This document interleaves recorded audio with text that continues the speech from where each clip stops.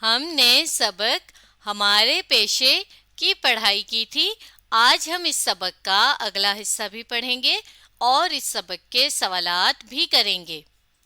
تو سبق کے شروع کے حصے میں ہم نے یہ پڑھا تھا کہ ایک کلاس ہے جہاں پر استاد صاحب مختلف بچوں کو کچھ اس طرح پانچ پانچ بنا کر، معاف کیجیے گا، پانچ پانچ گروہ بنا کر الگ کرتے ہیں اور انہیں ایک ایک تصویر دیتے ہیں، پھر انہیں اس تصویر کے بارے میں بتانا ہوتا ہے۔ تو پہلی تصویر ہم نے اسکول کے بارے میں پڑھی تھی، اس کے بعد دوسری تصویر میں ہم نے ہسپتال کے بارے میں پڑھا تھا، اور اس کے بعد ہم نے تیسری تصویر میں ہوٹل کے بارے میں پڑھا تھا، اور اس کے بعد ہم نے کھیت کے بارے میں پڑھا تھا۔ تو یہاں تک ہم پڑھ چکے تھے، اب ہم سبق کا اگلا حصہ پڑھیں گے۔ میں پڑھتی ہوں، آپ بھی میرے ساتھ ساتھ پڑھیے۔ اب حامد نے اپنی تصویر کے بارے میں بتانا شروع کیا۔ حامد کی تصویر میں دریا کا منظر واضح تھا یعنی کہ صاف نظر آ رہا تھا۔ کشتیوں میں کشتی کی جمع ہے، اور کشتی ایک طرح کی سواری ہوتی ہے، جیسا کہ آپ نے دیکھا ہوگا گاڑی بس وغیرہ روڈ پر چلتی ہے، جہاز ہوا میں چلتے ہیں، تو اسی طرح کشتیاں جو ہوتی ہیں وہ دریا اور سمندر میں چلتی ہیں۔ حامد نے بتایا کہ ہمارے ملک میں بہت سے لوگ کشتیوں کے ذریعے سے لوگوں کو ایک جگہ سے دوسری جگہ لاتے اور لے جاتے ہیں، انہیں ملاح کہتے ہیں۔ یعنی جو یہ کام کرتے ہیں انہیں کیا کہا جاتا ہے؟ ملاح۔ اسی طرح بہت سے لوگ سمندر اور دریاؤں سے مچھلیاں پکڑ کر اپنی روزی کماتے ہیں یعنی کہ پیسے کماتے ہیں، تاکہ وہ پھر اپنے کھانے پینے کی چیزیں ان پیسوں سے لے سکیں۔ جیسا کہ آپ اس تصویر میں دیکھ رہے ہیں، ایک آدمی ہے جو کہ ایک کشتی میں ہے اور وہ مچھلیاں پکڑ رہا ہے۔ یہ دیکھیے، اس طرح سے مچھلیوں کو پکڑا جاتا ہے۔ انہیں ماہی گیر کہتے ہیں، یعنی مچھلیاں جو پکڑ کر بیچتے ہیں اور اس سے پیسے کماتے ہیں انہیں ماہی گیر کہا جاتا ہے۔ ماہی گیری ایک اہم پیشہ ہے، یعنی ایک لازمی ضروری کام ہے جس کے ذریعے سے زر مبادلہ اکٹھا یعنی کہ جمع کیا جاتا ہے۔ اور زر مبادلہ کہتے ہیں اپنے ملک کی کوئی چیز دوسرے ملک کو دینا اور اس کے ذریعے سے دوسرے ملک سے پیسے لینا، اور اس طرح سے جب ہم یہ کرتے ہیں تو اسے ہم زر مبادلہ کہتے ہیں۔ چلیے اب ہم سبق کا اگلا حصہ پڑھتے ہیں کہ اس کے بعد کیا ہوا۔ آخر میں جاذب نے اپنے گروہ کو ملنے والی تصویر سب کو دکھائی۔ یہ ایک زیر تعمیر عمارت تھی۔ زیر تعمیر یعنی جس کا ابھی کام شروع نہیں تھا بلکہ کام ہو رہا تھا۔ زیر تعمیر یعنی ابھی اس کی تعمیر کا کام ہو رہا تھا۔ اور عمارت آپ جانتے ہی ہیں کہ کسی بھی ایسی جگہ کو کہتے ہیں جس میں دیواریں ہوں، چھت ہو، وہ کوئی مکان، کوئی بھی اسکول، ہسپتال، کسی بھی جگہ کی بلڈنگ یا عمارت ہو سکتی ہے۔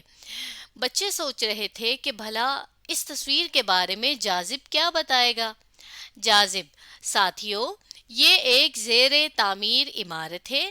یہ عمارت رہائشی یعنی کہ رہنے کے لیے، اسکول، ہسپتال، ڈاک خانہ بھی ایک جگہ ہی کو کہتے ہیں جہاں پر ہمیں کوئی چیز جب دوسرے شہر، دوسرے ملک بھجوانی ہو تو ہم اس جگہ لے کر جاتے ہیں اور وہاں سے وہ ہماری چیز کچھ پیسے لے کر دوسرے ملک یا دوسرے شہر بھیج دی جاتی ہے۔ اور اسی طرح ہمارے لیے اگر کوئی چیز آتی ہے تو وہ بھی ہم ڈاک خانے ہی سے ریسیو کرتے ہیں یا جا کر لے کر آتے ہیں۔ ہوٹل یا پھر عجائب گھر وغیرہ کی ہو سکتی ہے۔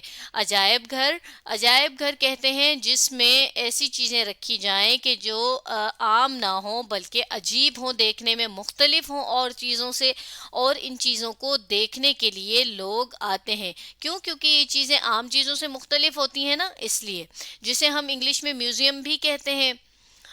یہاں کام کرنے والوں میں راج کہتے ہیں عمارت بنانے والے کو۔ مستری بھی عمارت بنانے میں مدد کرنے والا ہی ہوتا ہے، جیسا کہ سیمنٹ اور بجری وغیرہ کو تیار کرتا ہے۔ مزدور وہ ہوتا ہے کہ جو اس سیمنٹ بجری سے عمارت کو بناتا ہے۔ الیکٹریشین کہا جاتا ہے کہ جو کسی بھی عمارت کی بجلی کا کام کرتا ہے۔ پلمبر دیکھیں یہاں پر تو یہ پلمبر لکھا ہے لیکن اس کا انگریزی میں تلفظ ہے پلمبر۔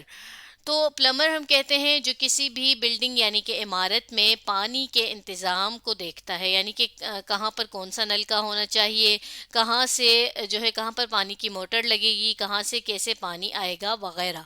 بڑھئی بڑھئی کہتے ہیں لکڑی کے کام کرنے والے کو، جیسا کہ یہاں پر آپ کو یہ بڑھئی نظر آ رہا ہے جو کسی بھی عمارت کی کھڑکیاں اور دروازے وغیرہ بناتا ہے، سب شامل ہیں۔ نقشہ نویس، نویس کہتے ہیں لکھنے کو، اور نقشہ کہتے ہیں کسی بھی جگہ کو بنانے سے پہلے جو ہم ذہن میں سوچ لیں کہ اس جگہ میں کتنے کمرے ہوں گے، کتنے واش رومز ہوں گے، کتنے غسل خانے ہوں گے، کہاں پر ہوں گے، کتنے بڑے یا کتنے چھوٹے ہوں گے، یہ جو ہم ذہن میں سوچتے ہیں پھر اس کو ہم ایک صفحے پر بناتے ہیں تصویر کی طرح، اسے ہم کہتے ہیں نقشہ نویس۔ عمارت کا نقشہ بناتا ہے۔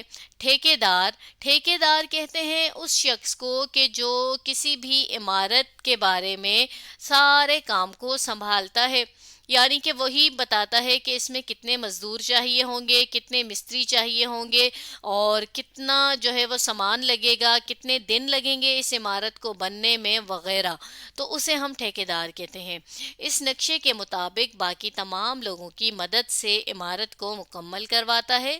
جاذب نے بھی باقی بچوں کی طرح اپنے گروہ کو ملنے والی تصویر کے بارے میں بہت اچھے طریقے سے بتایا۔ چلیں آگے پڑھتے ہیں۔ سبق کا آخری حصہ ہے۔ ماسٹر صاحب نے سب بچوں کو شاباش دی اور آج کی گفتگو یعنی کہ بات چیت کو سمیٹتے ہوئے یعنی ختم کرتے ہوئے مزید بتایا، یعنی کہ اور بتایا۔ ماسٹر صاحب، آپ سب نے میری توقع یعنی جتنا میں سوچ رہا تھا سے بڑھ کر بہت سارے پیشوں کے بارے میں بات چیت کی۔ یاد رکھیے کہ کوئی بھی کام چھوٹا یا بڑا نہیں ہوتا۔ روزی کمانے یعنی کہ کھانے پینے کی چیزیں لینے کے لیے، پیسے کمانے کے لیے اور اپنی ضروریات کو پورا کرنے کے لیے، اب دیکھیں ہم اپنی ضرورت کو کیسے پورا کریں گے؟ جب ہمارے پاس پیسے ہوں گے تو ہم اپنی اس ضرورت کی چیز کو لے سکیں گے نا۔ کوئی نہ کوئی پیشہ اختیار کیا جاتا ہے یعنی کہ اپنایا جاتا ہے، یعنی کہ کوئی نہ کوئی کام کیا جاتا ہے۔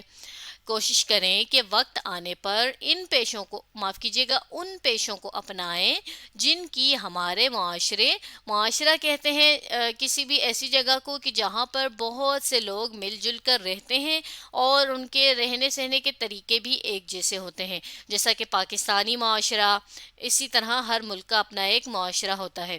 میں ضرورت ہے تاکہ ہم بھی ترقی یافتہ یعنی ترقی یافتہ ممالک ملک کی جمع ہے، اور ترقی یافتہ ملک ہم انہیں کہتے ہیں کہ جو آگے بڑھ رہے ہیں۔ معاف کیجیے گا، ترقی یافتہ ہم کہتے ہیں ان ممالک کو کہ جو آگے بڑھ گئے ہیں، یعنی انہوں نے یہ دیکھ لیا ہے کہ ان کے معاشرے کو کن کاموں کی ضرورت ہے، کن کاموں کے ذریعے وہ آگے بڑھ سکتے تھے، اور جن سے جو ہے وہ ترقی کرنا یعنی آگے سے آگے بڑھ سکتے تھے، دنیا میں جو کچھ ہو رہا ہے اس حساب سے اپنے ملک کو آگے بڑھا سکتے تھے، تو ان ممالک میں شامل ہو سکیں۔ ماسٹر صاحب کی باتیں سننے کے بعد سب نے عہد کیا، یعنی یہ پکا ارادہ کیا، وعدہ کیا کہ ہم دل لگا کر تعلیم حاصل کریں گے، یعنی بہت شوق سے اپنے وطن کی ترقی یعنی اپنے وطن کو آگے بڑھانے کے لیے اپنی پسند کے کسی پیشے یعنی کسی کام سے منسلک یعنی کہ جڑ کر اپنے وطن کی خدمت کریں گے، یعنی اپنے وطن کے کام آئیں گے۔ اب یہاں پر ایک سوال ہے، نقشہ نویس کیا کام کرتا ہے؟ تو ہم نے ابھی پڑھا کہ نقشہ نویس عمارت کا نقشہ بنانے کا نقشے بناتا ہے، یہ ہم نے ابھی پڑھا۔ اور دوسرا سوال ہے کوئی بھی پیشہ کیوں اختیار کیا جاتا ہے؟ تو یہ ہم نے ابھی پڑھا کہ روزی کمانے اور اپنی ضروریات کو پورا کرنے کے لیے کوئی بھی پیشہ اختیار کیا جاتا ہے یا پھر اپنایا جاتا ہے، تو یہ بات ہم نے ابھی پڑھ لی۔ چلیں، ہم نے اس سبق کی پڑھائی تو مکمل کر لی، اب ہم اس سبق کے سوالات بھی کر لیتے ہیں۔ تو سبق کا پہلا سوال الف ہے، کسی عمارت کی تعمیر کے لیے کن لوگوں کی ضرورت پیش آتی ہے؟ چلیں دیکھتے ہیں کہ ہم نے اس سبق میں کیا پڑھا ہے کہ کوئی بھی عمارت جب بنائی جاتی ہے تو اس میں کن کن لوگوں کی ضرورت پیش آتی ہے۔ ابھی ہم نے کیا پڑھا ہے؟ دیکھیے ہم نے یہاں پر پڑھا کہ کام کرنے والوں میں راج مستری، مزدور، الیکٹریشین، پلمبر اور بڑھئی وغیرہ، یہ سارے وہ لوگ ہیں کہ جن کے ذریعے سے کوئی عمارت جو ہے وہ بنائی جاتی ہے۔ تو اب میں ان کے اوپر نمبرنگ بھی کرتی جا رہی ہوں، 4، 5، 6، اور اس کے بعد ہم نے 7واں نام پڑھا تھا نقشہ نویس کا، اور اس کے بعد 8واں نام ہم نے پڑھا تھا ٹھیکیدار کا۔ تو یہ 8 نام جو ہم نے پڑھے ہیں ہم اپنے جواب میں لکھ دیں گے۔ چلیے لکھتے ہیں۔ ہم کیا کریں گے کہ کچھ حصہ سوال ہی سے لیں گے۔ ہم لکھیں گے کسی عمارت کی تعمیر کے لیے، یہاں تک لکھنے کے بعد آگے ہم وہ 8 نام لکھ دیں گے، اور پھر یہ کن لوگوں کو کاٹ دیں گے، اور ان 8 لوگوں کے نام لکھنے کے بعد آگے ہم اسی طرح سے لکھ دیں گے کہ ضرورت پیش آتی ہے۔ تو چلیے لکھتے ہیں۔ تو ہمارا جواب یہ بنا کہ کسی عمارت کی تعمیر کے لیے راج، مستری، مزدور، پلمبر، الیکٹریشین، بڑھئی، نقشہ نویس اور ٹھیکیدار کی ضرورت پیش آتی ہے۔ اور آخر میں ہم نے سوالیہ کی نشانی ہٹا کر ختمہ کی نشانی لگا دی۔ چلیے اب ہم سبق کا دوسرا سوال پڑھتے ہیں کہ سبق کے مطابق بتائیے کہ کوئی بھی پیشہ اختیار کرنا کیوں ضروری ہے۔ تو چلیں ہم نے دیکھتے ہیں کہ ہم نے اس سبق کے آخر میں اس بارے میں کچھ پڑھا تھا جب استاد صاحب بتا رہے تھے۔ تو ہم نے یہاں پر پڑھا ہے کہ روزی کمانے اور اپنی ضروریات کو پورا کرنے کے لیے کوئی نہ کوئی پیشہ اختیار کیا جاتا ہے۔ تو یہ 2 باتیں ہیں جن کی وجہ سے ہمیں کوئی نہ کوئی پیشہ یعنی کہ کام اپنانا پڑتا ہے۔ ایک یہ کہ روزی کمائی جائے یعنی کہ پیسے کمائے جائیں، اور دوسرا یہ کہ اپنی ضروریات کو پورا کیا جائے۔ تو چلیں ہم یہ دونوں باتیں اپنے جواب میں لکھ لیتے ہیں۔ ہم کچھ حصہ سوال ہی سے لیں گے۔ ہم لکھیں گے سبق کے مطابق، یہاں تک لکھنے کے بعد آگے ہم بتائیے کہ کو کاٹ دیں گے، اور لکھیں گے کوئی بھی پیشہ اختیار کرنا، اور کیوں کو بھی کاٹ دیں گے، اس کی جگہ لکھیں گے اس لیے ضروری ہے۔ چلیے لکھتے ہیں۔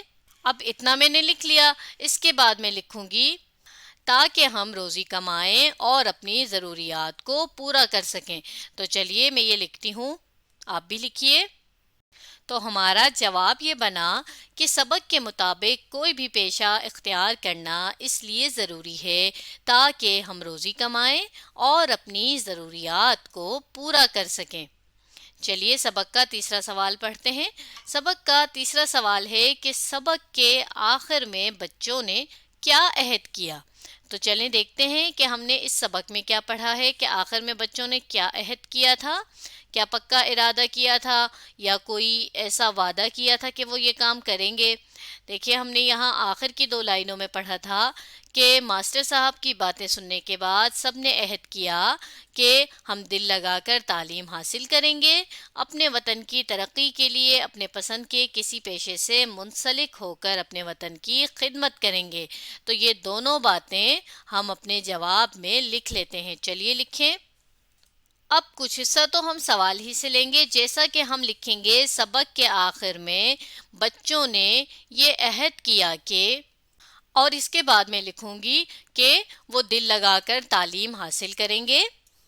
اب ایک بات میں نے لکھ دی اور دوسری بات میں لکھوں گی اور اپنے پسند کے کسی پیشے سے منسلک ہو کر اپنے ملک کی خدمت کریں گے۔